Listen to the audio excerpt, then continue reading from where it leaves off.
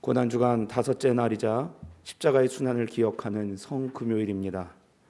오늘 주님의 전으로 향하신 모든 분들에게 처음 십자가의 사랑을 느꼈던 그날의 감격과 감사가 말씀 가운데 함께 되살아나는 소중한 시간 되시기를 바랍니다.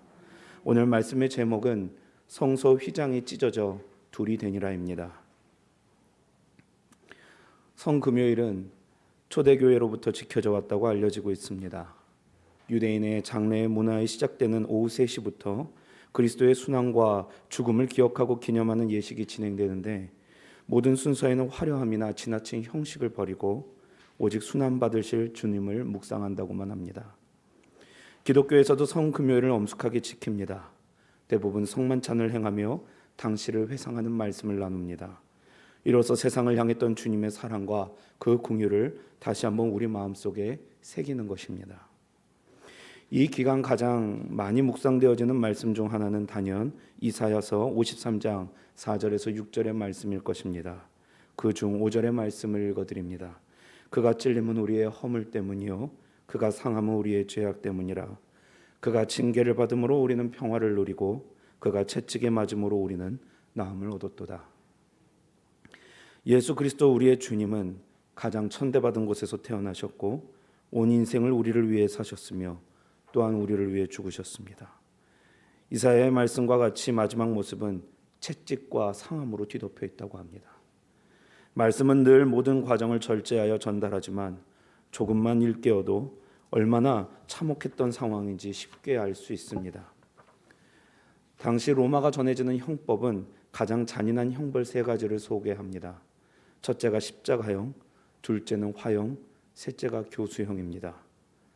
그 중에서도 못으로 박는 십자가형이 가장 끔찍하고 고통스러운 형벌로 소개되고 있는 것입니다. 독일의 복음주의 신학자 마르틴 행헬에 의하면 십자가형은 원래 예수님 이전 시대의 야만인들이 사용하던 처형 방식에서 발전된 것이라고 합니다. 처형 방식은 그렇습니다. 먼저 매질을 하고 처형 당할 자에게 처형 장소까지 형틀을 메고 운반시킵니다. 거기서 못 박은 후에 기둥을 일으켜 세우고 죽기까지 조그마한 나무 못으로 그 발을 받쳐 놓습니다. 매질을 하는 도구였던 로마의 채찍은 보통 39가닥의 가죽줄로 이루어져 있는데, 그 끝에는 날카로운 금속을 달아놓는 것이 일반적이었으며, 매질을 행하기 전 보통 하루 정도는 물에 담가서 가죽을 불려놓는다고 합니다. 그 이유는 채찍에 그 물에 불려서 힘을 더하기 위함이라고 합니다. 그러한 채찍에 맞게 되면 살 자체가 찢겨나가게 되는데, 단순히 몇 대 맞고 끝나는 것이 아니라 죽음의 문턱에 도달할 정도로 혹독하고 부위를 가리지 않고 전신을 무자비하게 구타당한다고 합니다. 그런데 이 참혹한 고통도 이제 다가올 본격적인 십자가형의 고통에는 못 미친다는 것이죠. 십자가형을 받는 이가 짊어져야 했던 나무 형틀의 무게는 대략 18에서 50kg 정도로 알려져 있습니다. 건강한 사람이 들고 가기에도 쉽지 않은 무게죠. 그런데 채찍질로 만신창이가 된 몸이 이런 식으로 혹사를 당하면 그만큼 빨리 상처의 궤저가 온몸에 일어나서 마치 전신이 불로 달구는 고통 중에 있게 된다고 합니다. 문헌에 따르면 사형수의 가족들은 채찍질하는 집행인에게 뇌물을 주곤 했는데, 이 뇌물은 살살해달라고, 그 형벌을 약하게 해달라고 비는 것이 아니라 도리어 그 과정을 더욱 심하게 해서 십자가의 형이 본격적으로 시작되기 전에 그 사형수가 죽게 해달라는 부탁이었다고 합니다. 그리고 오늘 우리가 읽은 본문의 말씀은 바로 이곳에서부터의 장면을 기록하고 있습니다. 대부분 이 처형을 사실적으로 전해 들을 때에 놀라움을 금치 못합니다. 그리고 이어서는 2가지 질문을 주님께 그리고 내 자신에게 던지게 됩니다. 먼저는 왜 고통받으셔야 하냐는 것입니다. 두 번째로는 꼭 이렇게까지 고통받아야 했냐는 것입니다. 정말 죽을 수밖에 없다면 조금이라도 편하고 쉽게 죽으실 수는 없었냐는 것입니다. 오늘 죽어가는 몸으로 골고다를 올라가신 주님을 묵상하며 순환의 의미와 그 은혜를, 사랑을 깨달으며 지난날 나만을 위해 살았던 삶을 회개하고 주님께 다가서시는 저와 여러분의 시간이 되시기를 주님의 이름으로 축원합니다. 첫 번째 말씀은 모두가 구원받게 하셨다는 것입니다. 예수님의 순환이 얼마나 큰 아픔이었는지 알 수 있는 길은 없습니다. 오직 우리는 주님께서 그 끔찍한 형벌의 모든 것을 혼자 묵묵히 받아내셨다는 것만 알고 있습니다. 그럼 우리는 그 고난을 함께 겪지는 못하더라도 이해하고 기억하면서 마땅한 반응을 보여야 한다는 것이죠. 앞서 말했듯 채찍형은 십자가형의 과정 중에 최고의 고통이 아닙니다. 오히려 십자가형의 고통을 격감되도록 채찍형을 받는 것입니다. 얼핏 보면 십자가에 매달리는 것 자체는 별로 고통스러워 보이지 않습니다. 그러나 살펴보면 우선 못 박힌 상처에 몸무게가 가해지는 고통이 있습니다. 상처에는 파상풍이 일어나 불붙는 듯한 통증이 다시 일어나고 못 박힌 두 팔이 체중으로 결국 탈골됩니다. 그로 인해 고정된 팔로 가슴이 압박되어 강제로 숨을 들이마셔야 되는 형태가 됩니다. 그래서 몸을 올려서 숨을 좀 뱉고자 하면 못으로 고정한 발목에 힘을 줘야 하니 다시금 고통을 받습니다. 체력이 다해 다리에 힘이 풀리면 또다시 강제로 숨을 들이마셔야 되는 형태가 됩니다.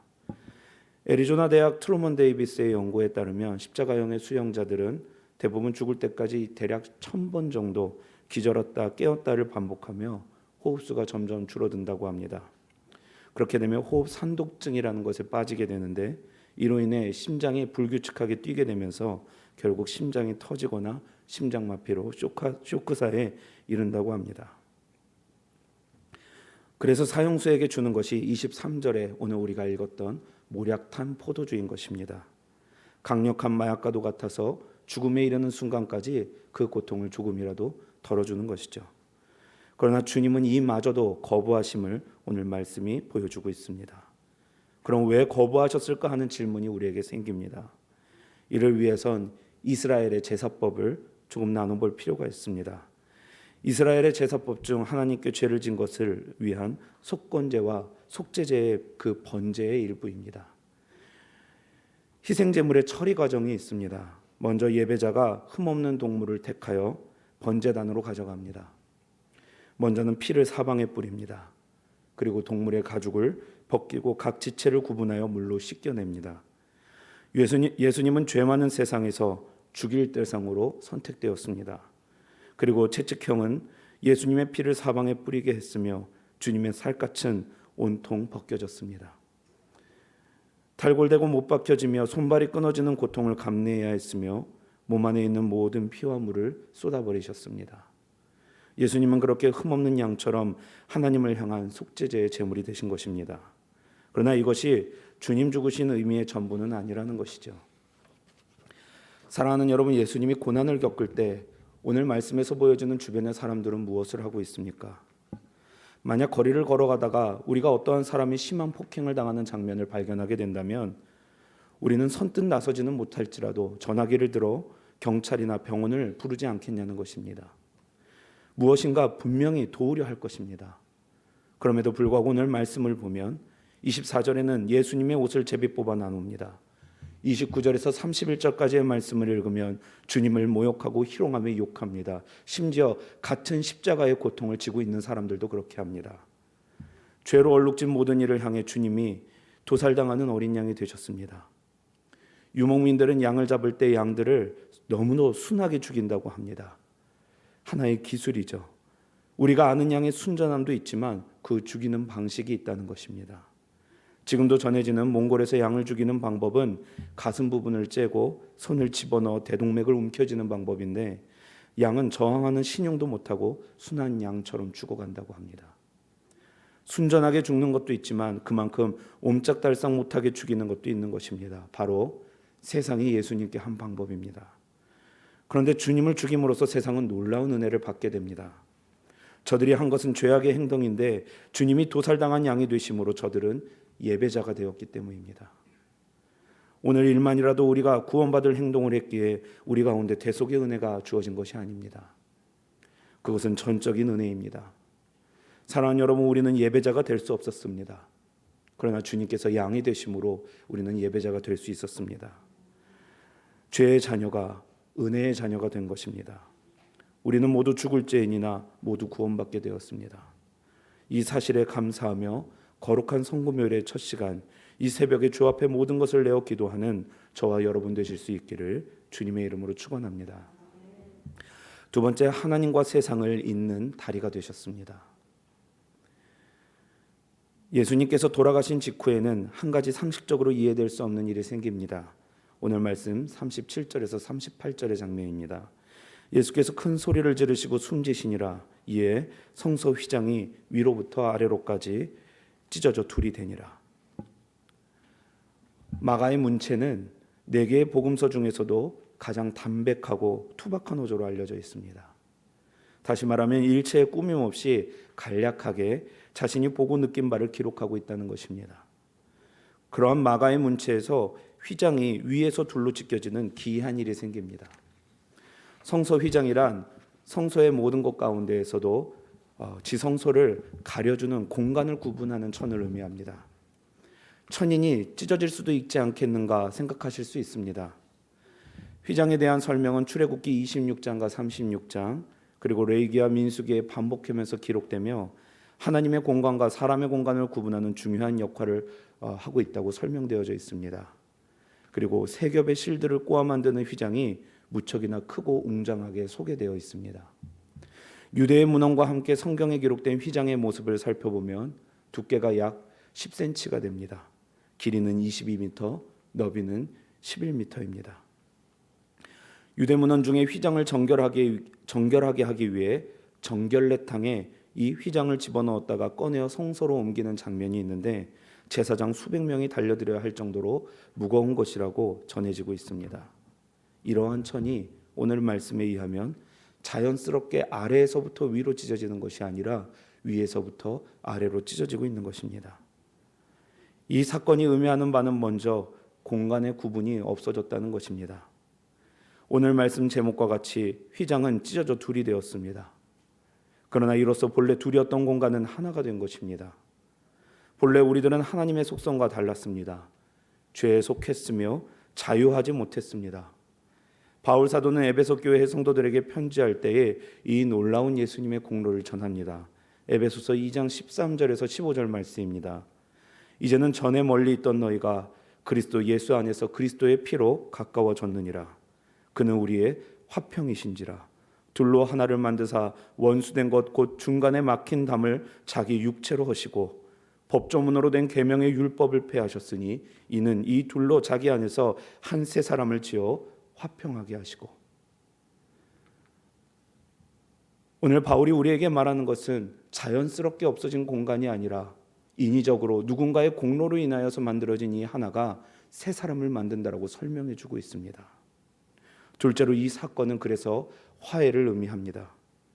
주님은 당신의 피로 두 공간을 하나로 만드시며 화해될 수 없던 것을 화해되게 만드셨습니다. 이제 지난날 법조문으로 된 계명과 율법이 폐하여지고 양분될 수밖에 없는 하나님과 우리는 새로운 관계, 가족이 되었다라는 것입니다. 그래서 바울은 에베소서 2장의 말씀을 이렇게 22절에서 끝맺습니다. 너희도 성령 안에서 하나님이 거하실 처소가 되기 위하여 그리스도 예수 안에서 함께 지어져 가느니라.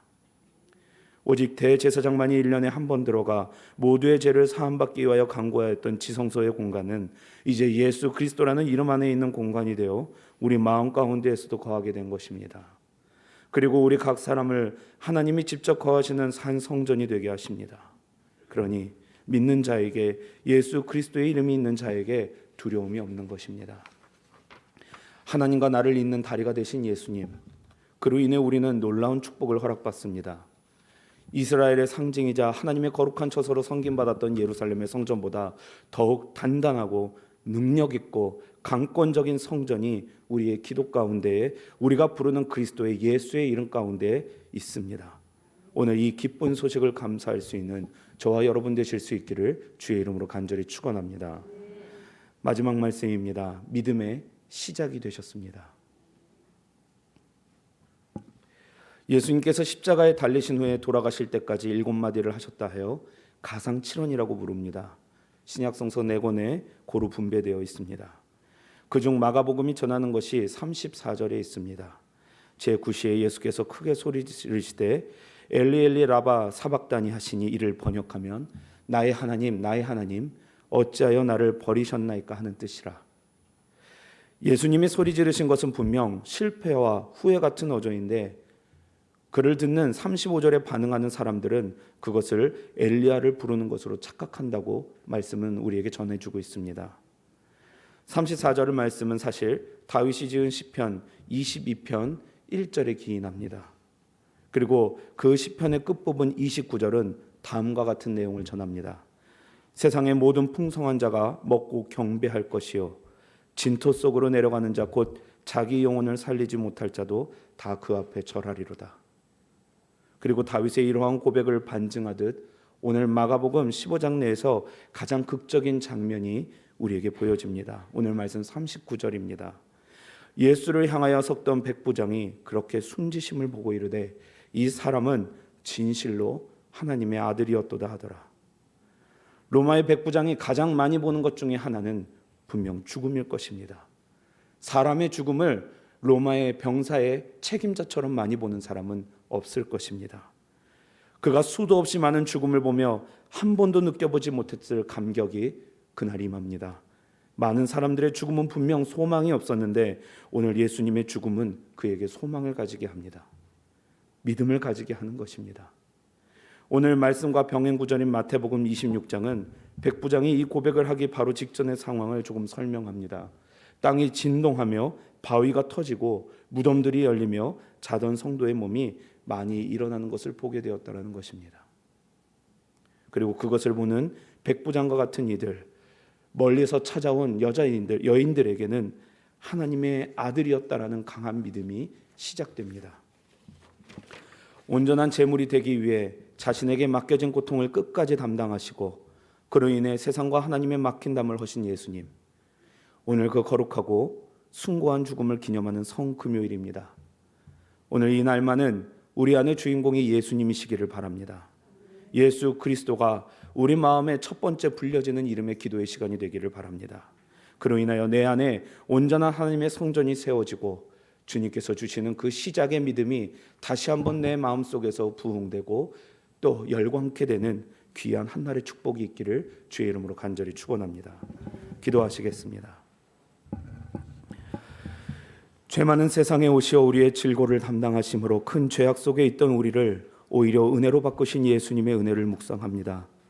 지난날 예수님을 못 박았던 저들의 악행과 오늘날 예수님을 내 안에 온전히 모시지 못한 우리들이 다르지 않음을 이 십자가 앞에 자복하오니 그 긍휼의 은혜로 우리를 용서하시고 오직 주의 사랑과 성령의 역사하심으로 우리 안에 있는 모든 죄성을 남김없이 도말하여 주시옵소서. 오늘 드려지는 모든 예배 가운데 함께 하시고 기도하는 모든 마음 가운데 일하여 주시옵소서. 주 앞에 드리는 헌물이 있습니다.